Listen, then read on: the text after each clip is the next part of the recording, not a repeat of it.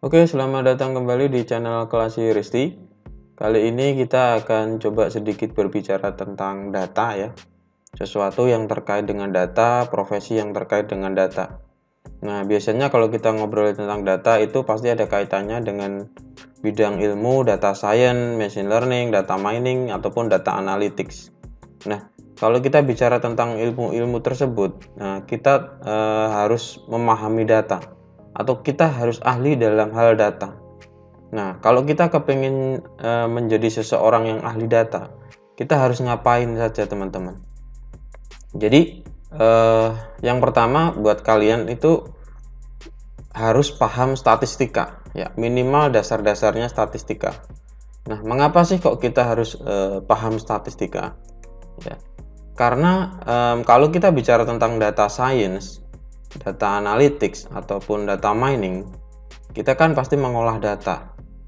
Nah, mengolah data itu pasti akan berkaitan dengan statistik, teman-teman. Ya, apalagi sekarang zaman sudah begitu maju, ya, kita tidak lagi berbicara hanya statistik saja untuk mengolah data itu. Ya, kita juga harus bisa melibatkan yang namanya logika, ya, yang digabungkan dengan pemrograman. Nah, sementara kalau kita bermain-main dengan data tersebut itu biasanya tersimpan dalam suatu database, teman-teman ya. Tidak hanya cuma di database MySQL ataupun MongoDB ataupun Oracle atau Postgre ya, tapi dimanapun ya, data itu pasti akan tersimpan ya. Nah, jadi begini ceritanya teman-teman. Kalau zaman dahulu sebenarnya ya, kalau kita kepingin menganalisa suatu data, ingin mengetahui pola suatu data, kita cukup cukup menggunakan data ini ya. Data ini terus ya, kita gunakan ilmu statistik, sudah jadi ya, pattern atau knowledge ya.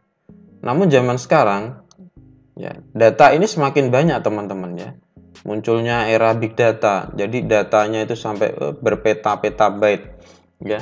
Dan data itu biasanya dalam satu hari itu sudah tergenerate sangat banyak sekali. Nah, pasti akan sangat sulit jika kita cuma mengandalkan data dan statistik saja. Ya. Biasanya statistik itu cuma dioperasikan atau dioperasikanlah ya, oleh user ya. Nah, sekarang datanya itu jauh lebih besar teman-teman. Nah, oleh karena itulah kita harus melibatkan yang namanya kita, ya, seorang user atau programmer dan sekaligus bidang ilmu programming, teman-teman ya. Jadi kita menggabungkan antara statistik, programming, ya, yang dilakukan oleh kita, oleh user. Supaya apa? Sama teman-teman ya, supaya kita menghasilkan pattern, supaya kita menghasilkan pola atau pengetahuan. Nah, pola atau pengetahuan itu nanti akan berkembang menjadi suatu wisdom atau kebijakan, teman-teman. Nah, kenapa statistik ya? Ya, pada dasarnya statistik itu cara kerjanya adalah kita mempelajari sesuatu pengalaman ya. Pengalaman yang lalu biasanya itu dalam bentuk data-data yang sudah ada.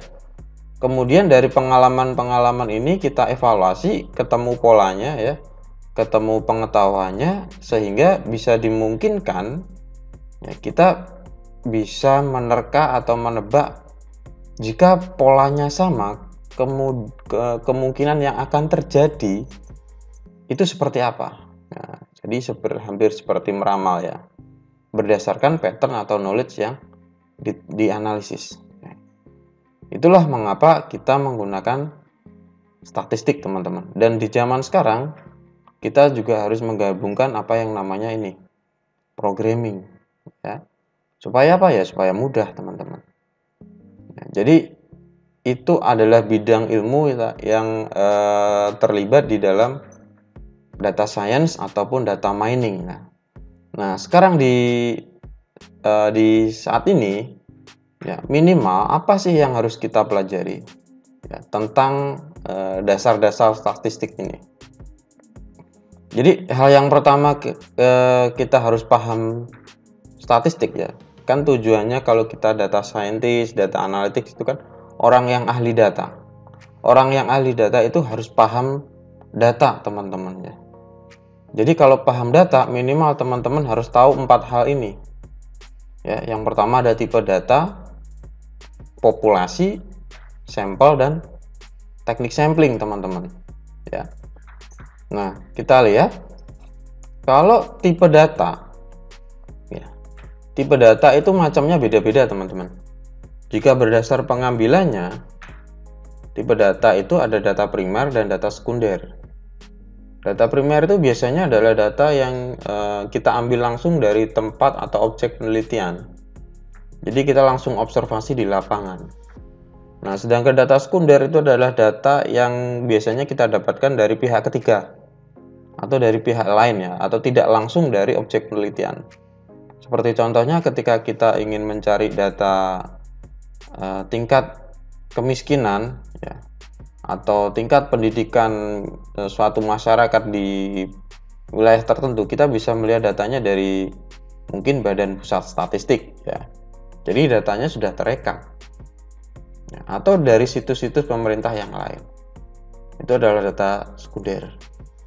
Kemudian jika berdasarkan bentuk datanya, itu dibagi menjadi dua, teman-teman. Ada yang numerical dan kategorikal. Ya. Numerical sudah jelas ya, namanya numerical itu bentuknya angka.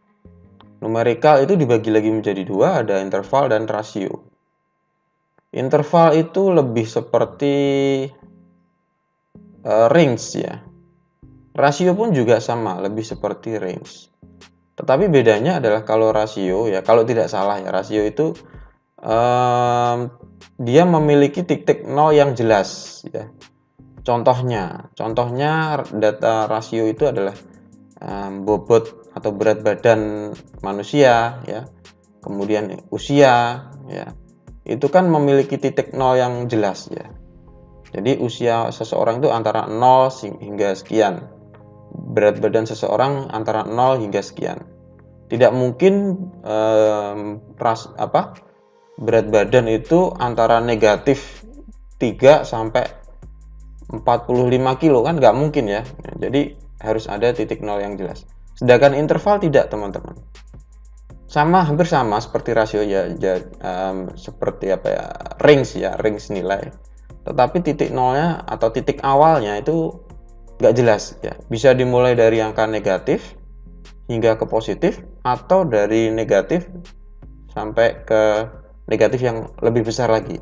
Misalkan dari negatif 10 hingga negatif 3. Nah, jadi seperti itu. Kemudian tipe data bentuk yang kedua, ini ada kategorikal, teman-teman. Ya.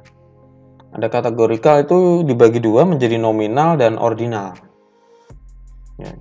Kalau tipe data kategorikal ya, itu ya biasanya ya datanya bersifat kategori-kategori. Ya. Cuma di sini ada dua, nominal dan ordinal.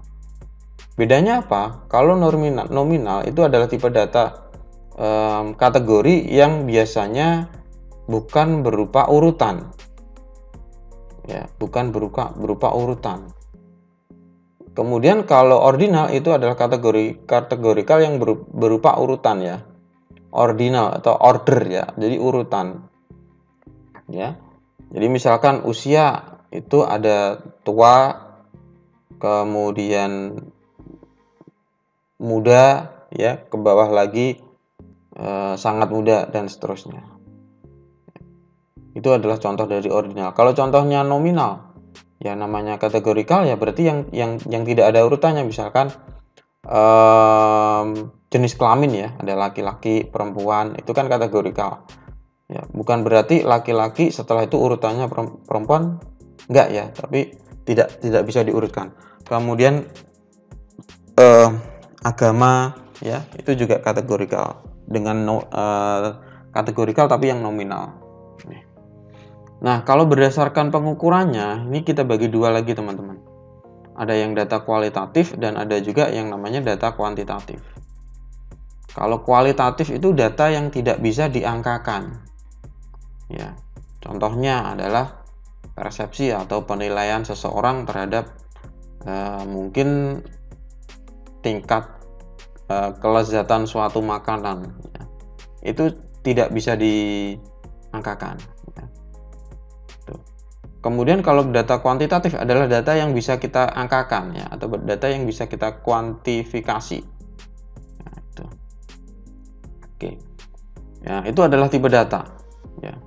Dan juga kita juga harus paham yang namanya populasi, teman-teman. Kalau ingin mengenal dasar-dasar statistik. Apa sih populasi itu ya? Kalau populasi itu berarti jumlah keseluruhan ya dari satuan atau individu yang karakteristiknya hendak diteliti. Ya, simpelnya populasi ini adalah keseluruhan data ya, totalnya.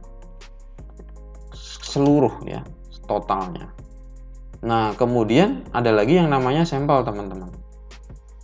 Sampel ini adalah suatu bagian atau sebagian dari populasi yang karakteristiknya hendak kita teliti. Jadi kalau populasi tadi adalah totalnya, keseluruhannya. Nah, kalau sampel ini adalah beberapa bagiannya saja. Nah, bisa dikatakan di sini adalah sampel yang baik itu sampel yang kesimpulannya dapat dikenakan pada populasi juga. Nah, maksudnya di sini adalah sampel tersebut bersifat representatif ya, atau menggambarkan karakteristik populasi. Ya, jadi sampel tersebut mewakili karakteristik dari populasi yang ada. Jadi beberapa bagian tadi itu sudah cukup mewakili keseluruhan populasi. Ya, itu maksudnya. Kemudian kalau kita bicara tentang sampel, kita juga harus paham teknik sampling, teman-teman ya. Karena teknik sampling ini sangat berpengaruh sekali terhadap keputusan atau hasil analisa statistik kita. Ya. Nah, di sini ada syarat sampling yang baik ya. Sampling yang baik itu ketika anggota atau bagian-bagian dari populasi itu ya, itu sifatnya homogen. Ya, bukan bagian ya. Jadi anggota populasinya itu dia bersifat homogen. Atau paling tidak memiliki karakter yang sama ya, atau hampir sama. Ini. Kenapa kok yang dibutuhkan homogen? Karena tujuannya adalah sampel ini bisa mewakili karakteristik dari populasi walaupun jumlahnya lebih kecil dari total isi dari populasi itu, gitu. Itu ya. Nah, sehingga kalau yang kita teliti atau yang kita analisa itu lebih sedikit atau berkurang, itu pasti akan mempermudah peneliti atau mempermudah pemodelan ya. Karena kita tidak harus meneliti keseluruhan data, tapi dengan catatan sampel itu harus representatif ya. Harus mewakili karakteristik dari populasi tersebut. Lalu bagaimana populasinya jika bersifat heterogen? Ya. Kalau bersifat heterogen berarti dia tidak representatif, tidak dapat mewakili karakteristik populasi. Gitu. Nah, berikutnya kita belajar statistik dasar ini yang kaitannya dengan data mining ataupun data science. Kita membutuhkan beberapa tools, teman-teman. Nah, tools yang bakalan kita gunakan tuh yang ini, teman-teman, kriterianya. Jadi yang pertama kita butuh skill, ya, skill programming, ya. Terutama di sini yang bakalan kita gunakan adalah Python ya, karena ya memang di dalam Python itu sudah tersedia beberapa library, ya. Nah, aplikasi yang kita gunakan itu apa? Jadi kita bakalan gunakan platform yang namanya Anaconda. Ya, kita bisa cari yang versi gratisan atau yang open source. Nanti silahkan teman-teman pilih yang individu. Ya, di sini ada alamatnya www.anaconda.com ya /product/individual. Nah, silahkan teman-teman download Anaconda ya, sesuaikan dengan sistem operasi teman-teman yang gunakan di komputer atau laptop teman-teman. Kemudian sekalian diinstal juga. Gitu ya. Berikutnya, lalu di dalam Anaconda tadi ya, platform Anaconda, kita bakalan pakai yang namanya aplikasi, yaitu kita bisa gunakan Jupyter Lab ataupun Jupyter Notebook gitu. Kemudian nanti kita juga akan terlibat atau bermain-main dengan beberapa library ya yang sering kita gunakan dalam data science, data mining. Pertama biasanya yang sering itu NumPy, Pandas, sklearn atau scikit-learn, matplotlib, dan yang lain-lain ya, banyak sekali. Nah, itu adalah yang perlu kita siapkan teman-teman, toolsnya ya. Jadi silahkan teman-teman siapkan toolsnya dulu, diinstal ya. Nah, lalu kita bisa melangkah ke teknis prakteknya ya. Apa saja sih yang bakalan kita kerjakan? Jadi nanti kita akan mempraktekkan bagaimana sih membuat populasi atau mendapatkan atau mencari data populasi itu ya. Kemudian dari populasi itu kita lakukan teknik sampling. Itu. Ya. Nah, untuk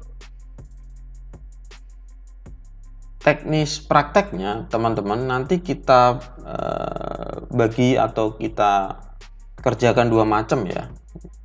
Tadi kan ada pembuatan ini ya, ini pembuatan populasi, kemudian teknik sampling ya. Nah, pembuatan populasi atau teknik sampling nanti kita kerjakan dua macam ya. Yang pertama kita bikin populasi sendiri, kita generate populasi sendiri dengan contoh data yang yang hasil generatan lah ya. Di sini di Python sudah ada rumusnya ya, sudah ada programnya, nanti ada library-nya, gampang nanti kita kerjakan di sini. Kemudian kita juga akan buat populasi dan teknik sampling juga dengan menggunakan real dataset yang ada ya, dataset yang asli atau yang dulu benar-benar pernah terjadi ya. Ini adalah real data.